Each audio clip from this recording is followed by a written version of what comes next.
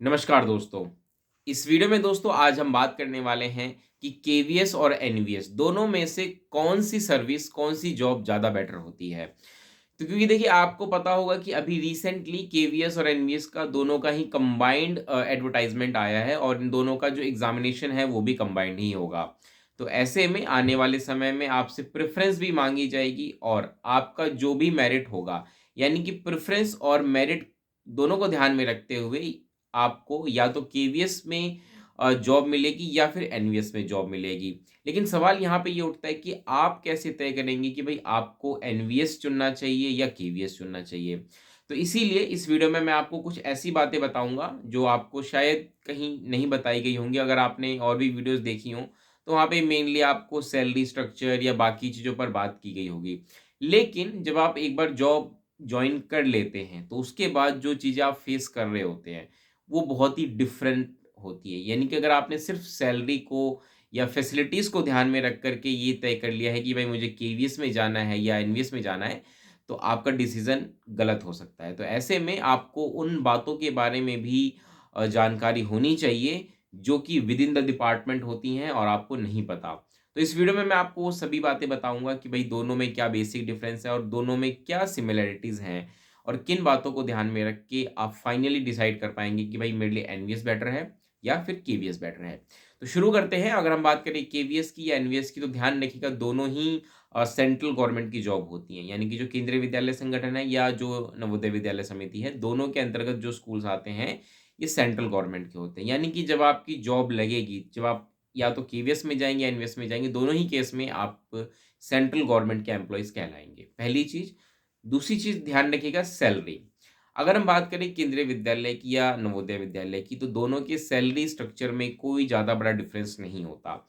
यानी कि अगर आपने सैलरी को एक फैक्टर माना है कि भई सैलरी के बेसिस पे हम तय करेंगे हमें किस में जाना है, तो ज़्यादा डिफरेंस नहीं होता। 7 से 8,000 का डिफरेंस होता है और वो भी 2-3 चीज़ों पे डिपेंड करता है। पहली चीज़ ये है कि आपकी पोस्टिंग कहाँ हो रही है, ठीक है? आप किसी अर्बन एरियाज़ में पोस्टेड हैं या आप किसी रूरल एरियाज़ में पोस्टेड हैं। क्योंकि जब आप अर्बन एरिया में पोस्टेड होते हैं, तो वहाँ पे आपका जो एचआरए होता है, हाउस रेंट अलाउंस जिसको कहते हैं वो अर्बन एरियाज़ में ज़्यादा होता है। ख़ासकर अगर हम बात करें मेट्रो सिटीज़ में दिल्ली, बॉम्बे, चेन्नई इन जैसे शहरों में सबसे हाईएस्ट होता है। वहीं अगर आप किसी रूरल एरिया में पोस्टेड होते हैं, तो वहाँ पे आपका एचआरए कम होता है। तो ऐसे में क्या होता है कि फिर वहाँ पे आपको एचआरए कम मिलता है, तो ऐसे में सैलरी का डिफरेंस होता है, पहली चीज़। दूसरी चीज़ ये होता है कि देखिए हर कोई एचआरए नहीं लेता, क्योंकि कुछ लोग क्या होता है कि क्वार्टर लेना पसंद करते हैं। जब आप केवीएस में जॉब करेंगे, एनवीएस में जॉब करेंगे, तो दोनों ही सिचुएशन में आपको घर से दूर रहना पड़ेगा। यानी कि अगर आप दिल्ली में मान के चले रहते हैं, तो हो सकता है कि आपकी पोस्टिंग तमिलनाडु में, चेन्नई में कहीं पर हो। तो ऐसे में 99% केस में आप वहाँ पर क्वार्टर लेना पसंद करेंगे, जो गवर्नमेंट क्वार्टर देती है। तो जब आप वो लेते हैं, तो ऐसे में आप एचआरए तो भूल जाइए, एचआरए आपको नहीं मिलेगा। अब डिफ़रेंस कहाँ आएगा? डिफ़रेंस आएगा जब आप एनवीएस में जॉब कर रहे होंगे, तो वहाँ पे आपको एचआरए ना मिल कर के एक रेज़िडेंशियल अलाउंस होता है, वो आपको दिया जाता है। लेकिन फिर वही बात कि आप रूरल एरियाज़ में पोस्टेड हैं या अर्बन एरियाज़ में पोस्टेड हैं। अगर आप किसी केवीएस में रहते हुए अर्बन एरियाज़ में पोस्टेड हैं और एनवीएस में अगर आप किसी रूरल एरियाज़ में पोस्टेड हैं, तो सैलरी में फिर डिफ़रेंस आपको देखने को मिलेगा। तो सैलरी एक बहुत बड़ा फैक्टर नहीं है यहाँ पे, लेकिन मैं आपको एक रेंज बता देता हूँ कि भई इतने से इतने के बीच आपकी सैलरी रहेगी। आपकी स्टार्टिंग सैलरी 70,000 से होगी और ये 1 लाख तक जा सकती है। ठीक है? अब ये डिपेंड करेगा पोस्ट पे कि आप टीजीटी के लिए हैं या आप पीजीटी के लिए हैं, उसको ध्यान में रखिएगा, ठीक है? सिर्फ़ टीजीटी अगर हम ओनली टीजीटी को कंपेयर करें कि भई अगर मान के चलो कोई केवीएस में टीजीटी पोस्टेड है और कोई एनवीएस में टीजीटी पोस्टेड है, तब सैलरी में ज़्यादा उनके दोनों में डिफ़रेंस नहीं होगा। लेकिन मैंने सभी पोस्ट को लेकर के आपको बताया है कि अ, चाहे वो एनवीएस हो, चाहे वो केवीएस हो, टीजीटी से लेके पीजीटी मैंने सबको इंक्लूड किया है, एक सैलरी का रेंज बता दिया है कि 70,000 से लेके 1 लाख के बीच जो है आपकी सैलरी रहने वाली है, चाहे आप केवीएस में हो, चाहे वो आप एनवीएस में हो। तो सैलरी को आप कोई बहुत बड़ा फैक्टर मत मानिए। तीसरी चीज़ ध्यान रखिए ट्रांसफ़र पॉलिसी।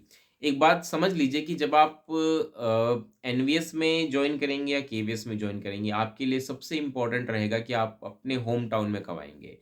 क्योंकि क्या होता है कि जब लोग शुरू में जॉइन करते हैं तो 1 साल 2 साल तो क्योंकि नई-नई जिसकी जॉब होती है उसको लगता है कि थोड़ा-सा हमें एक्सप्लोर करना है दुनिया को। तो जोश होता है नया-नया और करते भी हैं बहुत सारे लोग। लेकिन जैसे-जैसे आप 2 साल 3 साल केवीएस में जब आप स्पेंड करते हैं और ख़ासकर ऐसे केसेस जब आप शादी मैरिड हो जाते हैं, आपकी शादी हो जाती है, तब आप इस चीज़ को रियलाइज़ करना शुरू कर देते हैं कि हाँ, अब सबसे ज़रूरी है कि मैं कैसे भी करके अपने होम टाउन में आ जाऊँ।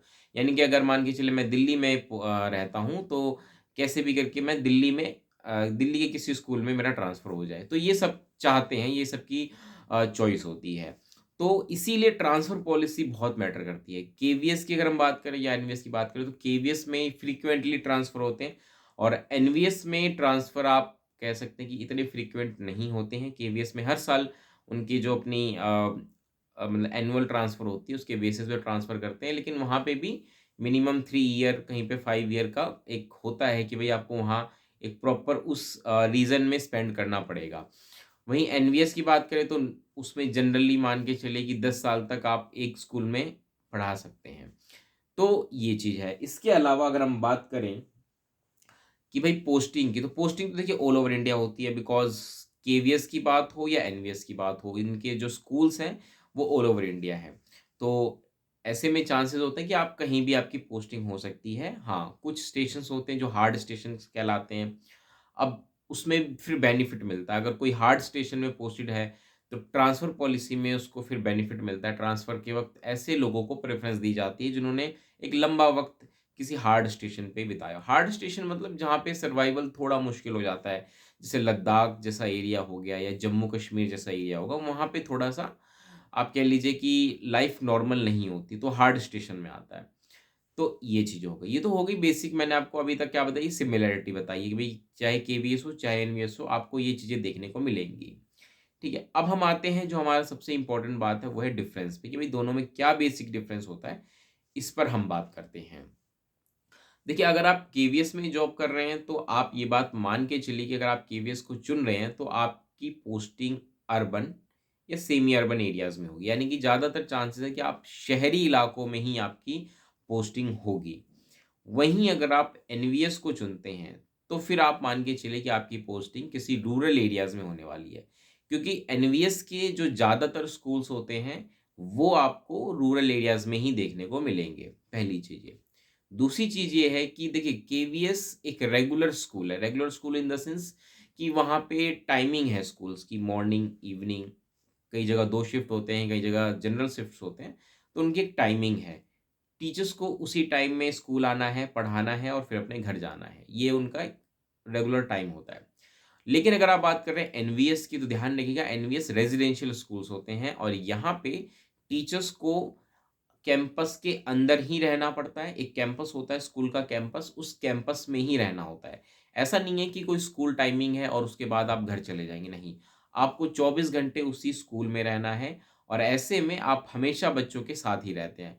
ठीक है? तो एक तरीके से आप कह लीजिए कि आपकी 24 आवर्स की रिस्पॉन्सिबिलिटी बन जाती है बच्चों को लेकर के।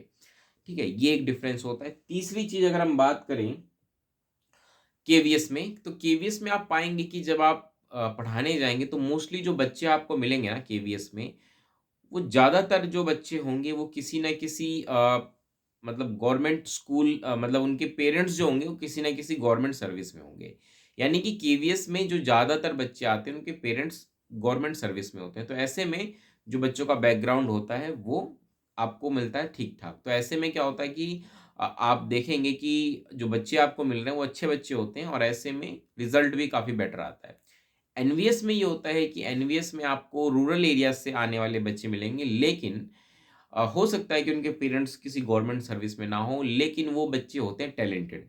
ऐसा इसलिए होता है क्योंकि एनवीएस में जो बच्चे आते हैं वो एंट्रेंस एग्ज़ाम दे कर के आते हैं, ठीक है? एनवीएस में ऐसा नहीं कि भई सबका सिलेक्शन हो जाता है, नहीं। एनवीएस में एंट्रेंस एग्ज़ाम दे कर के आते हैं, तो ऐसे में आपको जो बच्चे मिलते हैं वो टैलेंटेड बच्चे होते हैं, ठीक है? इसके अलावा अगर हम बात करें तो केवीएस हो या एनवीएस हो, अगर आप एज़ अ टीचर मान के चलिए उस स्कूल में पढ़ा रहे हैं और आप चाहते हैं कि आपके बच्चे फ्यूचर में शादी के बाद जब बच्चे हों, तो आप अपने बच्चों को भी उस स्कूल में पढ़ाना चाहते हैं, तो ऐसे में कुछ सीट्स जो होती हैं वो रिज़र्व की जाती है, कोटा होता है जिसके तहत आप अप्लाई कर सकते हैं और आसानी से अगर आप खुद पढ़ा रहे हैं एज़ अ केवीएस टीचर या एनवीएस टीचर तो आपके बच्चों का सिलेक्शन, एडमिशन आसानी से इन स्कूल्स में हो जाता है, ठीक है? इसके अलावा अगर हम बात करें तो वर्क कल्चर, दोनों के वर्क कल्चर में ज़मीन आसमान का अंतर है, ठीक है? अगर हम बात करें केवीएस का वर्क वर्क कल्चर तो केवीएस का जो वर्क कल्चर होता है, जैसे मैंने आपको बताया कि वहाँ पे फिक्स टाइमिंग होती है। इसके अलावा अगर आप देखें तो वहाँ पे जो ट्रांसफ़र पॉलिसीज़ होती हैं, उस वजह से भी कई चीज़ें हैं जो केवीएस की वर्क कल्चर को काफ़ी अलग कर देती हैं एनवीएस के वर्क कल्चर से। बिकॉज़ केवीएस में आपको फिक्स टाइम में पढ़ाना होता है, पीरियड सिस्टम हो गया और बाकी चीज़ें हो गई। वहीं एनवीएस में आपको आप 24 आवर्स बच्चों के साथ होते हैं, सारी चीज़ें आपको करनी होती हैं। एक तरीके से आप पेरेंट्स होते हैं उन बच्चों के, तो सब कुछ का ध्यान आपको रखना पड़ता है। तो ऐसे में अगर आप देखें तो वर्क कल्चर दोनों ही स्कूलों का काफ़ी अलग होता है, ठीक है? तो ये कुछ बेसिक डिफरेंस है जिसके बेसिस पे आप तय कर पाएँगे कि भई आपको कौन-सा स्कूल चुनना है। इसके अलावा जो सबसे इम्पोर्टेंट बात होती है जिसको लेकर के सब परेशान होते हैं वो होता है कि भई वर्क प्रेशर या वर्कलोड।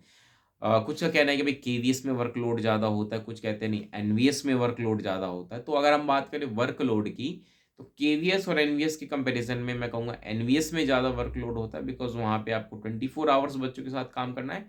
वहीं हम बात करें केवीएस में, तो केवीएस में भी वर्कलोड होता है, ऐसी बात नहीं है केवीएस में वर्कलोड नहीं होता है।